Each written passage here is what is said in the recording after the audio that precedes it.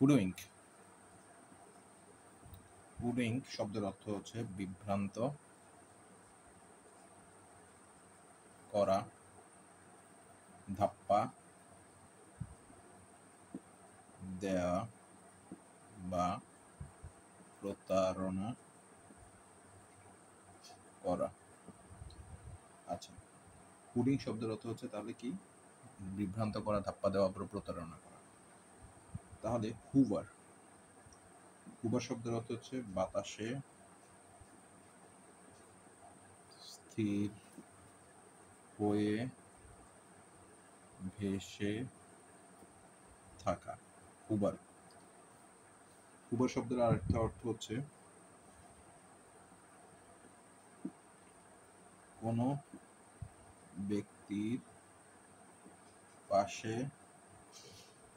দাঁড়িয়ে থাকা বা কারো মনোযোগ আকর্ষণের চেষ্টা করা। তাহলে হুভার শব্দ তো বাতাসে স্থির থাকা, আর হুডুইং শব্দ তো বিভ্রান্ত করা বা ধাপ্পা দেওয়া, প্রতারণা করা। আর হুবেল, হুবেল শব্দের অর্থ কুটির বা ছোট বাড়ি।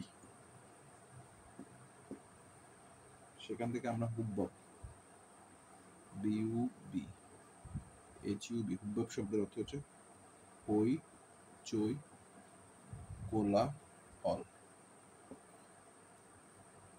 আচ্ছা, জার্মান শব্দের অর্থ আমরা জানি, জার্মান।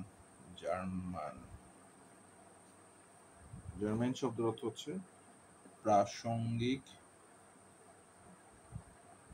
বা সম্পর্ক যুক্ত। প্রাসঙ্গিক বা সম্পর্কযুক্ত। তাহলে হুডিং শব্দ তো বিভ্রান্ত, ধাপ্পা দেওয়া বা প্রতারণা করা। হুবার শব্দ তো বাতাসে স্থির হয়ে থাকা।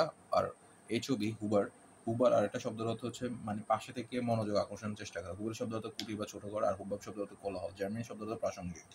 ধন্যবাদ।